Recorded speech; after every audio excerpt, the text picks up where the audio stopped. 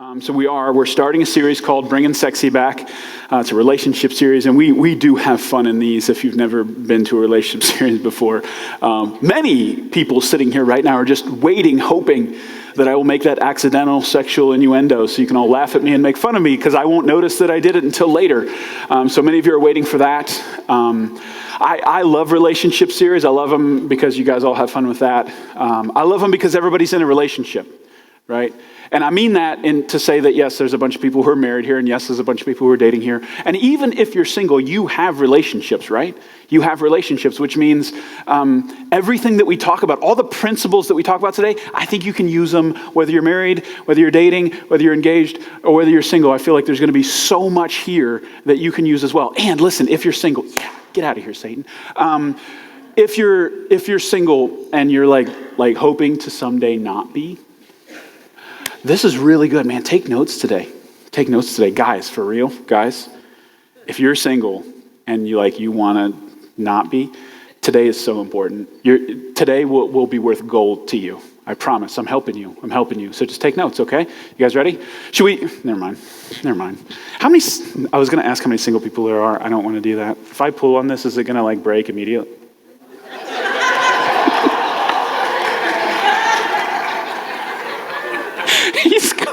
He's like, no, and I just did it anyways. I'm just like a 4-year-old. I'm sorry. Hey, it's back, at least over here. I'm sorry, Jonathan. Stinking lead pastor, touching things, breaking stuff. This is my own fault now. It's not Satan, it's me.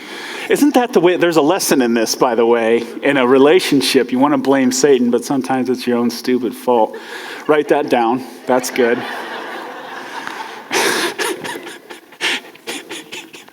And the person that you unintentionally inconvenience is annoyed with you now. Thank you, Jonathan. You did it. I'm going to leave that right there, Larry, so I guess I'll lean this way. So here's the deal. I love relationship series, but I'm also aware that there's some people in here who maybe don't. And I'm not talking about single people.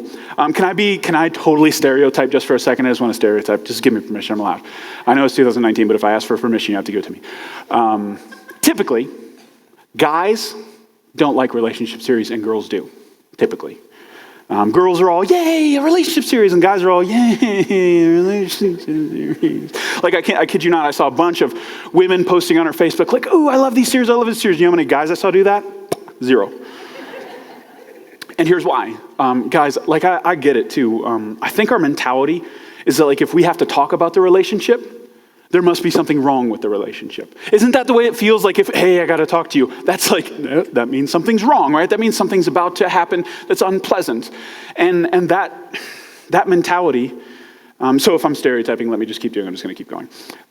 So, for example, the only reason most women would open the hood of their car is if something's wrong with it, right? If a light comes on, starts dinging, if smoke or fire starts coming out from the hood, then they might say, you know what, the hood needs up. They still might not even do it, but they at least acknowledge that it needs to happen now, right?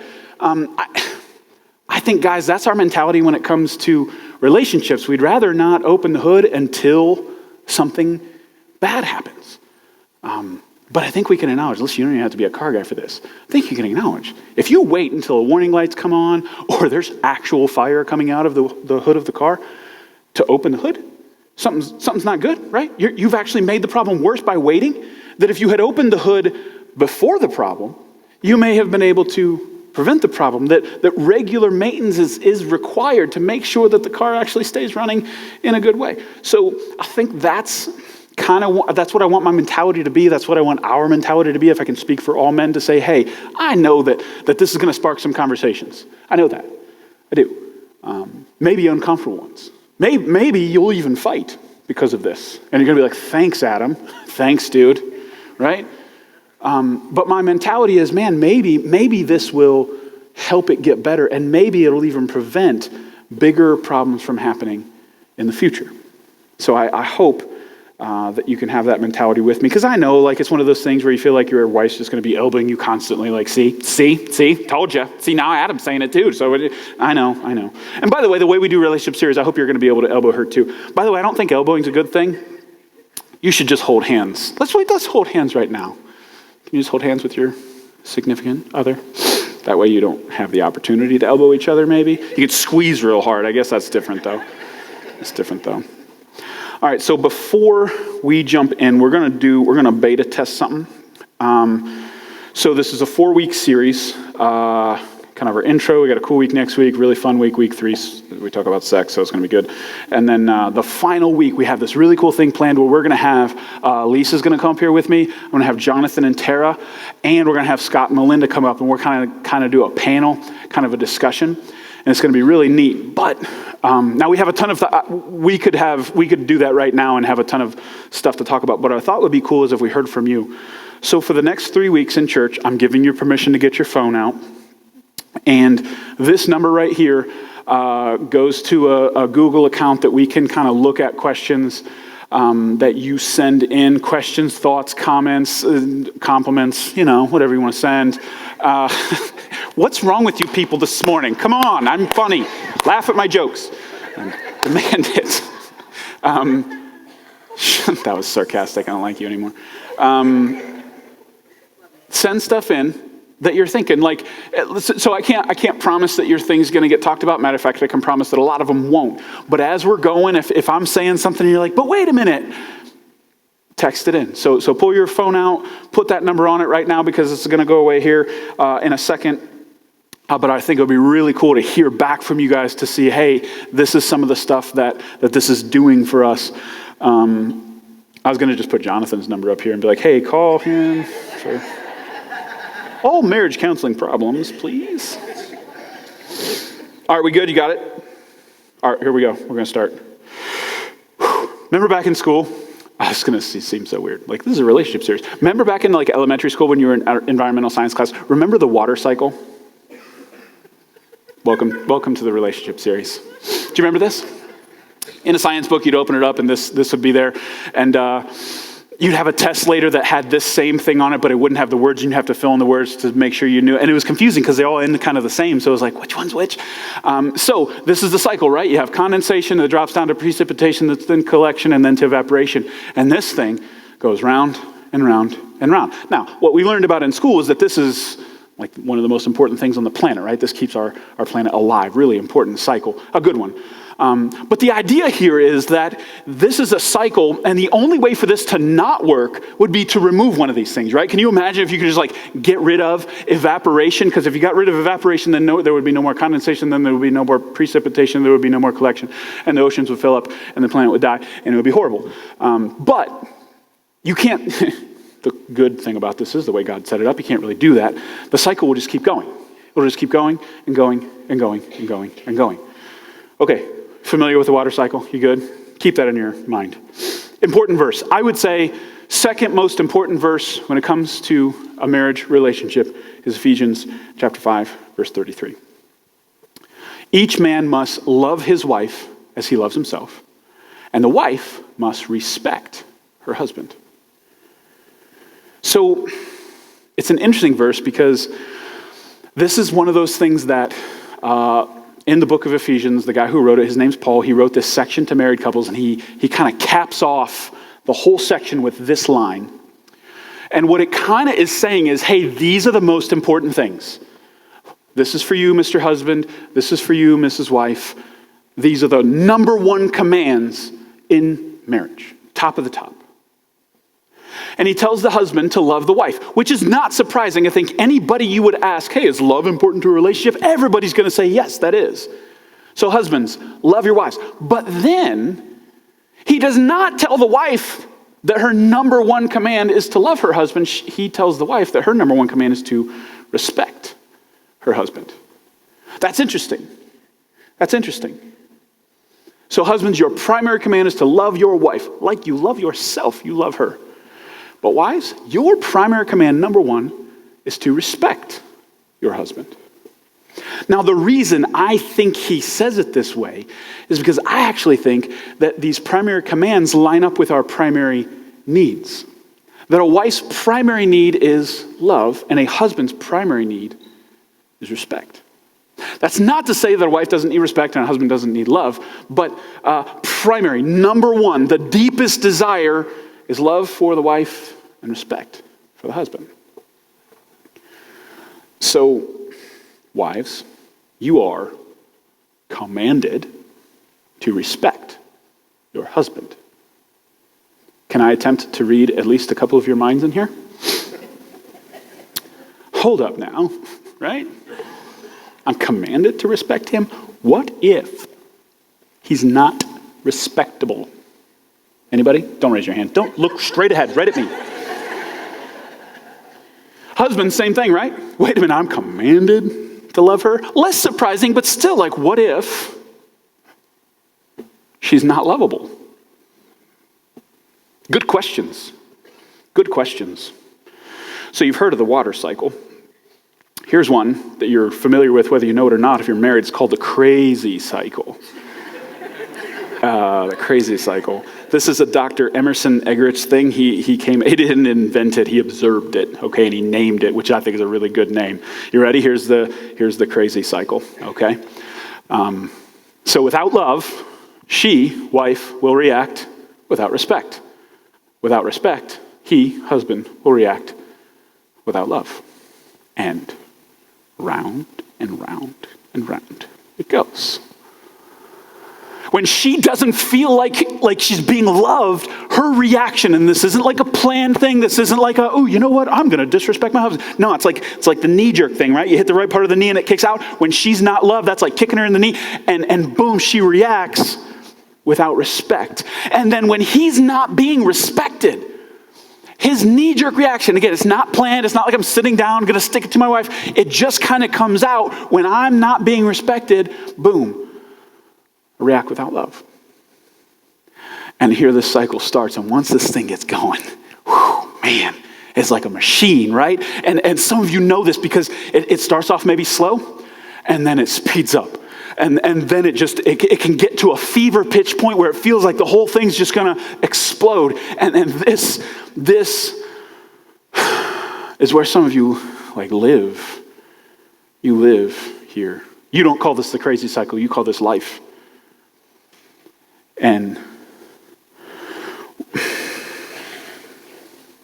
like the definition of crazy, right, is continuing to do the same thing, expecting a different result. And that's why this is crazy. Because you keep reacting the same way. But you kind of think in the back of your mind that maybe this is going to produce a different result. So, ladies, listen. You can't disrespect your way out of a bad marriage. You know that, right? It's not going to work. Guys, you can't unlove your way out of a bad marriage. That's not going to do it. It's not going to work. Isn't it kind of obvious when you put it that way? I know, because you don't think about it that in the moment, but it's not going to work. It's not going to work. So the question is, how do we break it? How do you break the cycle? So guys are sitting here thinking, woman, right? Woman. Got respect. She got to respect me. She can go ahead, tell her that right now. Don't do that. Bloodstains are hard to get out, gentlemen. Don't do that. Don't do that.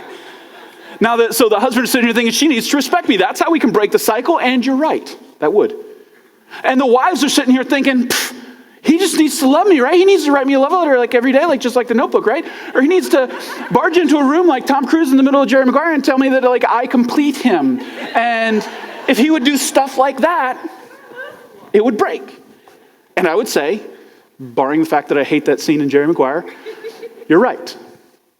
You're right. I'll talk more about that later. But isn't that what you've been doing? Demanding that the other person break the cycle? Isn't that the thing? That's what you've been doing the whole time is, well, if they would just change, then I would be able to. If he would just love me, then I would respect him. If she would just respect me, then I would love her. If she would meet my needs, I would meet her needs. If he would meet my needs, then I would meet his needs. Isn't that what you've been doing? Isn't that the definition of insanity? It never works because you're both thinking it, right? It's like a Wild West standoff. Nobody's going to blink. It's going to always be, if you would just. And that's what it is. So you want to know the answer? You already know it. This is the way it always is. You know the answer. You hate it. See, whenever I'm in counseling, I'm like, you already know. You already know. You know what you're supposed to do. You just don't want to. You don't want to. It's the one thing that you don't want to do. That's the thing you need to do. So let me put it in a sentence for you. You want to break the crazy cycle. You want to not live here, and you don't want to live here. Nobody wants to live here. You want to not live here? Here's what you need to do. Treat your spouse better than he or she deserves. Better. Better. Not how they deserve, better than they deserve. Love her even if she doesn't respect you. Love her. Respect him even if he doesn't love you. Love her even if she's not lovable. Respect him even if he's not respectable. You break the cycle. You do it. Stop waiting for them. Stop waiting there, waiting for them to blink. You break the cycle. Okay, can I take a real quick side note here too? Ladies, I need to talk to you for a minute. Guys, shut up. Go away. This is weird. So, husband's number one command is to love. Wife's number one command is respect. And the term unconditional love is super familiar to everybody. Nobody's going to blink at that. If you're a Christian especially, you're going to be like, yeah, of course, unconditional love is what we're supposed to do. But if I say the term unconditional respect, some of you are like, no, that's wrong. That's got to be wrong, right? And I get it, right? I'm a little bit like that. If somebody doesn't earn, like I kind of feel like you need to earn respect before you get respect. And there's some truth to that. But the difference is if you're a wife, you're commanded to respect, right? So God said to do it. And that changes things a little bit, right? So one of the things I've always told people in different situations, but like if you can't respect the person, can you at the very least respect the position they hold in your life? Like maybe they're not respectable. And listen, there may be some husbands in here who just aren't. I'm not saying that every guy in here is worthy of some high respect. Maybe he's not, but he's your husband. So maybe you respect the position of husband. You respect the relationship of husband, even if you can't respect the man who actually holds that position. Because guess what, ladies? You put him there. I don't want to say it's your fault. But and one last little thing on this side note. Listen, because you think, and it's like an instinct that makes sense. You think that if I treat him with disrespect, maybe eventually he'll learn and he'll start acting respectable. But that's actually kind of works against you because husbands tend to kind of become who you tell them they are. So the more you tell him he's stupid, he's worthless, he's an idiot, you know what he's going to become. He actually kind of lives up to the standard that you're telling him to be. So if you would start treating him with respect, even if he's not a super respectable guy, he's going to want to live up to that. So your solution to disrespect him in order for him to be respectful or respectable is actually the opposite. It's not working. So again, I just want to say, like, you already know that. You know it's not working. So I think the term unconditional respect is something you should consider. Not to say that he couldn't earn more, but I think there's got to be a basement level where you're going to treat him better than he deserves. Now, guys, listen, I'm not going to have a side note for you because you know unconditional love. That's obvious. It's obvious. And the big why behind this, by the way, if you're sitting here going, why though? Why would I do this? Why would I do that? Right? There's like a justice side of you that's like, no, I'm going to give them exactly what they deserve. But you know, if you're a Christian, you know, right? The whole idea behind Christianity is that God treated us better than we deserved. That's the whole idea. That Jesus died on the cross for us when we did not deserve it, right? While we were yet sinners, Jesus came and died for us. He didn't make us clean up first. He didn't make sure we were lovable first. He loved us anyways, even at our worst. So this idea, the gospel, that God came down and died for us in the middle of our mess, that God treats us better than we deserve, I mean, that's the essence of the gospel. If that's really penetrated our hearts as Christians, that is the fuel to be able to do this. Because doing this is not really about your spouse's performance anymore. The moment you decide I'm going to treat them better than they deserve, it doesn't matter what they do anymore, does it? You're always going to treat them better than they deserve. You don't love your wife because she's lovable. You love her because of what Jesus did for you. You don't love her because she respects you. You love her because of what Jesus did for you. You don't respect your husband because he's respectable. You respect him because of what Jesus did for you. You don't respect him because he loves you. You respect him because of what Jesus did for you. So it's actually really less about your spouse and more about your relationship with God. And that's the thing that enables you to have a positive response even when they're not treating you the way you think that they should. If your relationship doesn't have this as like the flavor, if you just bite into your relationship and it doesn't taste like this, then your relationship doesn't taste like Christianity. This is the essence of it. Let your words be seasoned with what? Grace. That is the idea, that we're going to treat people better than they deserve, especially our spouse. So that's the big why. And because it's the only way out. I'm telling you, if you keep demanding that your spouse break the cycle, you're going to live in it until it blows up in your face. Okay, so I know some of you look at that sentence, and because you are intelligent, and I am the pastor, and I have Bible verses on my side, you have to tell me that I'm right. That's not the question, right? Your question is, but how? And it's an emotional thing, right? Because some of you are sitting here and your heart feels blocked up, right? Some of you, that's where you're at. Listen, I know some of you are there. I know it. And you feel like cold. You feel numb. You feel broken. You can't feel what maybe you think you're supposed to feel. So this it's not like, ooh, I don't think that's true. It's, ooh, I don't think I can do it. I actually don't think I have that ability. I think I'll crack up. I think I'll just fail. And I get it. I don't deny that that's where some of you are, and that's a completely valid place to be. But if you're there, what I would say to you is, take that to God, like that whole feeling of that numb, that blocked up, that broken feeling, and just kind of lay it at his feet and say, God, this is where I'm at with my spouse. I can't feel what I'm supposed to feel. And I'm worried that while I understand that that's the way out, I don't think I can do it. And just admit it to him. Just tell God, I don't think I can do this. I think being brutally honest in front of God is like what he wants. That's what he loved about David and stuff like that. That brutal, this is where I'm at. I don't want to respect my husband. I want to, but I don't want to. I don't want to love my wife. I want to love my wife, but I do not love her right now. I don't want to love her right now. But I know I can see from a distance, kind of like looking at something through a forest. I can kind of see that that's what I need to do, but I'm way far away from there, God. And I think you just need to ask him, Lord, I need you. I cannot do this. A little bit of desperation, a little bit of, Lord, I cannot respect him the way you want me to without you. I can't love her the way I'm supposed to without you because it's just not in me anymore. My heart is all kinds of messed up. And if you just lay that before him, I think he honors that. So some of you just need to stop right now. And that's what you need to do. You need to pray that God can open up your heart. You need to pray that. See, some of you are thinking that's impossible. But listen, I'm a short-term pessimist, but a long-term optimist, almost to a fault. Because do you know the God we serve? If you're sitting here going to God, my heart's dead. My heart's dead to my spouse. This thing's over. I don't even care. Do you know who you're talking to?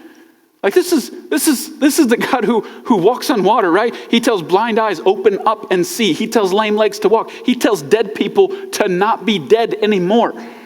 That's the God you're talking about. So I think he can heal your heart. I think he can heal your marriage. So I believe that every marriage that's represented in this room can be saved. I believe it 100% without a shadow of a doubt.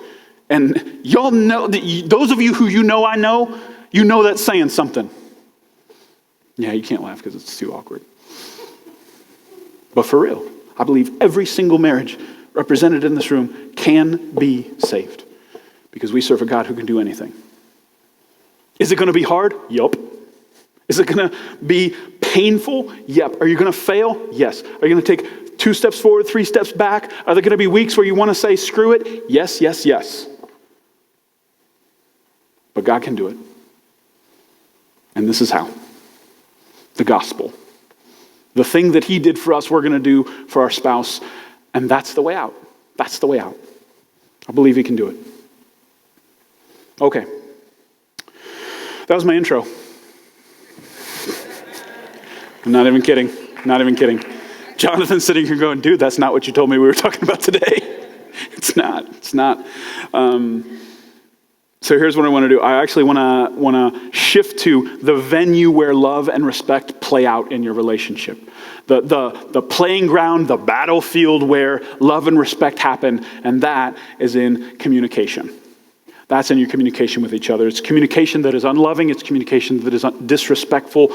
That is where this happens, right? It's with your words. It's with your face. It's with your body language that you are either sending loving signals, sending respectful signals, or you're sending the opposite.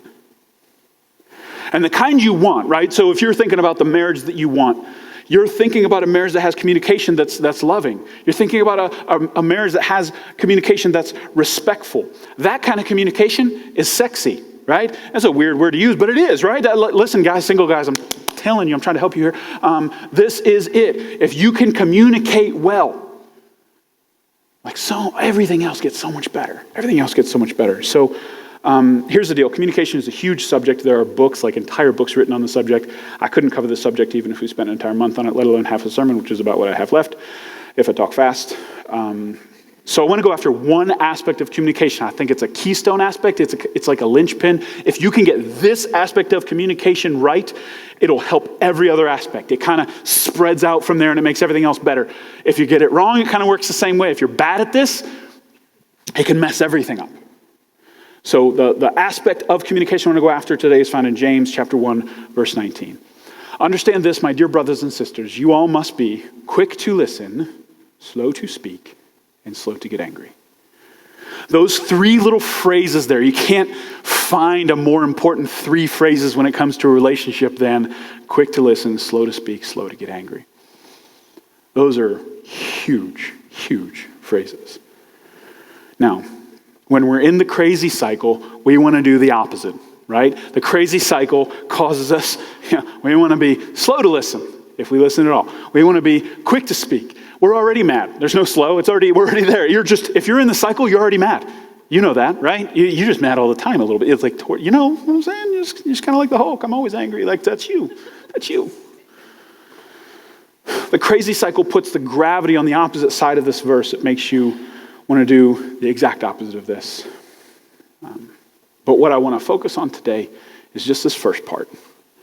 Just this quick to listen. Quick to listen. Listening. Man, I think if you could become a better listener, your relationship would get better. Period. If you just focused on that, saying, hey, my project for the next couple of months is I want to get really, really good at listening, I think your relationship would go, it would transform. If there was a scale, it would go up 3 levels if you could focus on being a better listener. So I have a question. If you had to rate yourself as a listener, 1 to 10, 10 being the best, 1 being the worst, where'd you put yourself?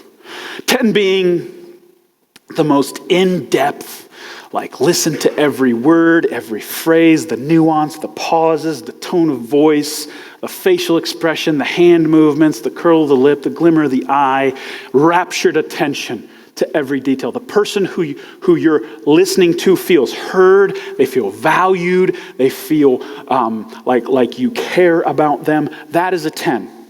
You are not a 10. 1, opposite end of the spectrum. You're perpetually distracted. You don't make eye contact.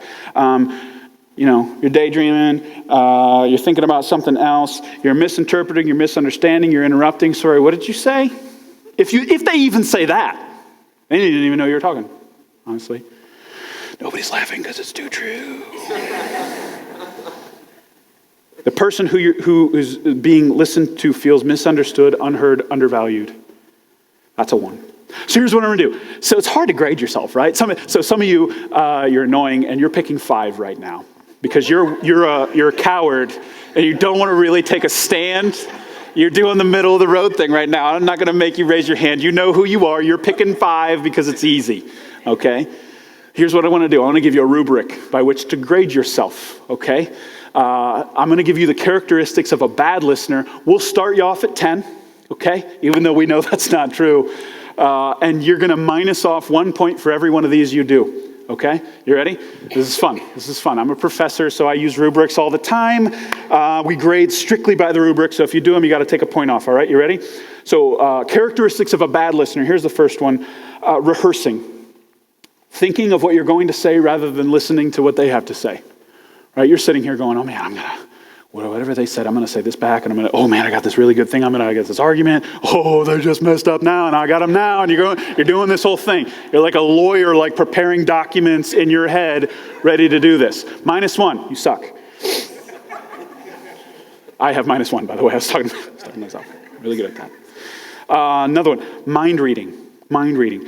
Assuming you know what they'll say, or maybe even on a deeper level, assuming you know what they feel. Right? You're jumping to conclusions with incomplete information, and you say stuff like, yeah. You're not like outright just cutting them off, but you're kind of trying to hurry them along because you've already heard this. You know already. -1. No, you don't. No, you don't. Not fully. They wouldn't be saying it if they didn't think you didn't know it. Another one, filtering. You're only hearing parts of what they say that will support your point of view. You fixate on one thing rather than listen to the whole thing. You're like a bloodhound on a scent, and all the other scents you ignore. It's just that one thing that they said that you're going to harp on. -1 for me because I am amazing at this. Amazing at this. I will ignore 90% of what you say if 10% is relevant to what I want to talk about, and I will go after that thing. Makes me really good at some things and terrible at other things. My wife loves me a lot.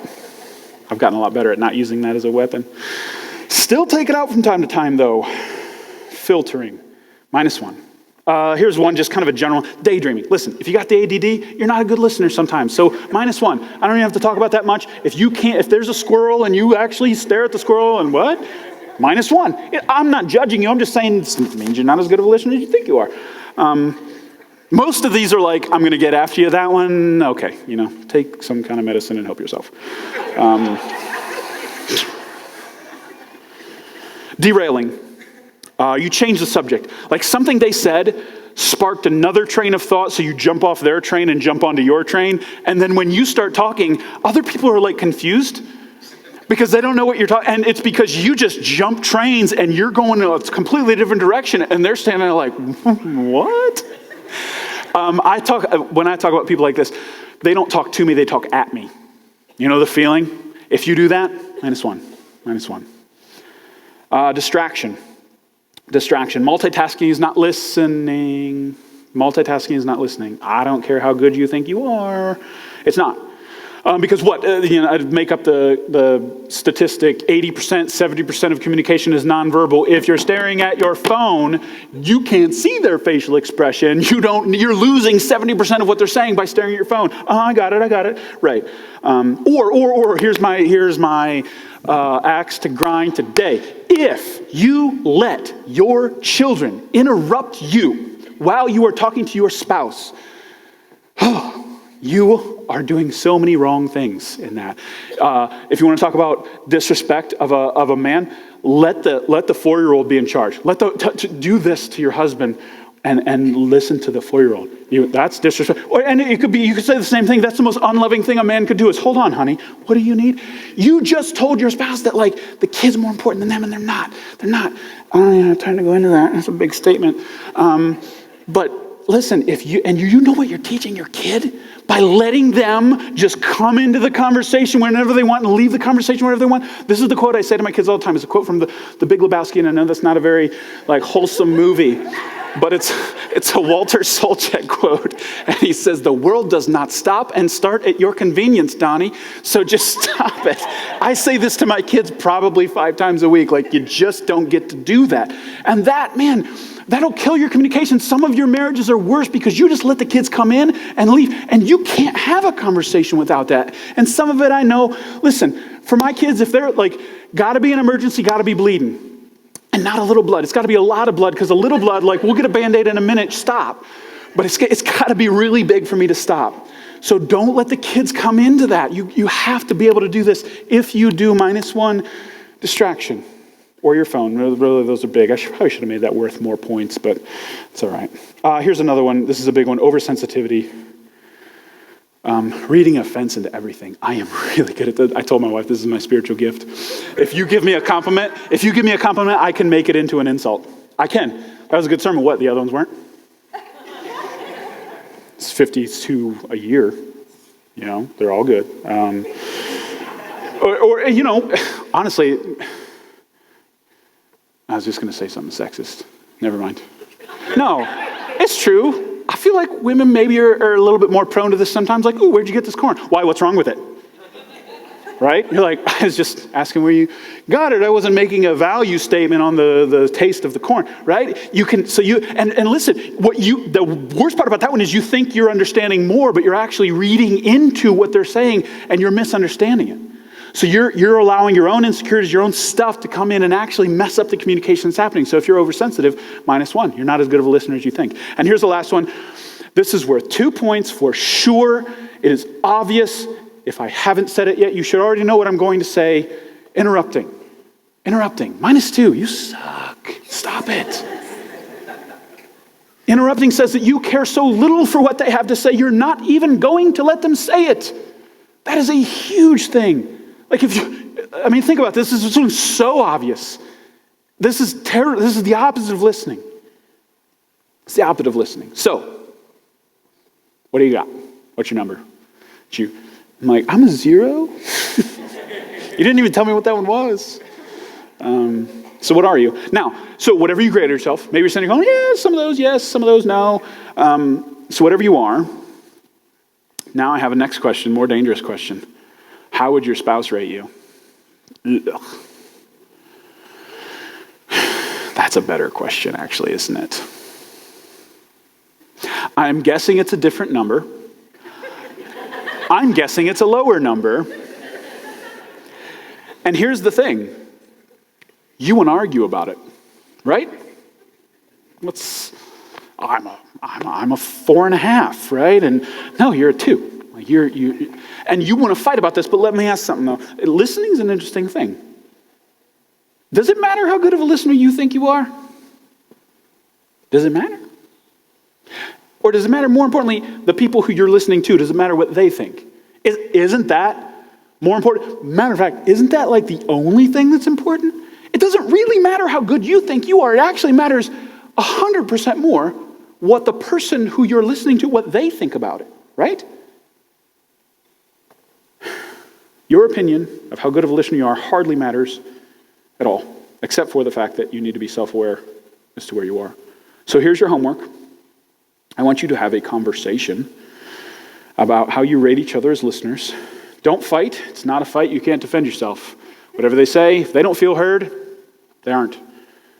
So don't fight about this. Just have a conversation about where you're at, what you do, and how maybe you could get better. That's really the questions you're asking is how can you get better? And that's what I want to answer right now as quickly as I can. So Proverbs 18:2 says this. This is one of the ways you can get better. Fools have no interest in understanding. They only want to air their opinions. Understanding is the goal of listening. That's your goal, understanding. Not ammunition for what you want to say next, understanding. How much better would your marriage be, would your relationship be if you really, really understood your spouse and they really, really understood you? Like on a deep level.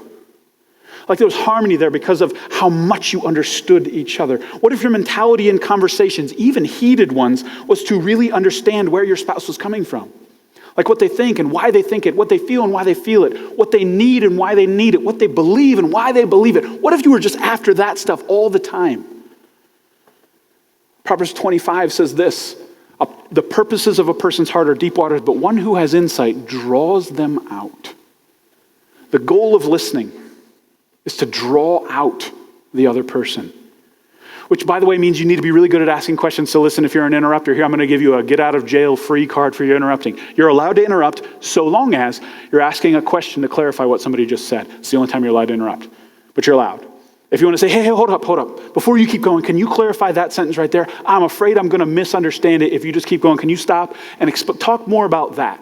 If you ask questions like that, hey, what did you mean by this? I just want to make sure I'm getting it. If you ask those kind of questions, you're good. I'm going to give you permission to interrupt just to ask questions so that you can do this, to draw them out.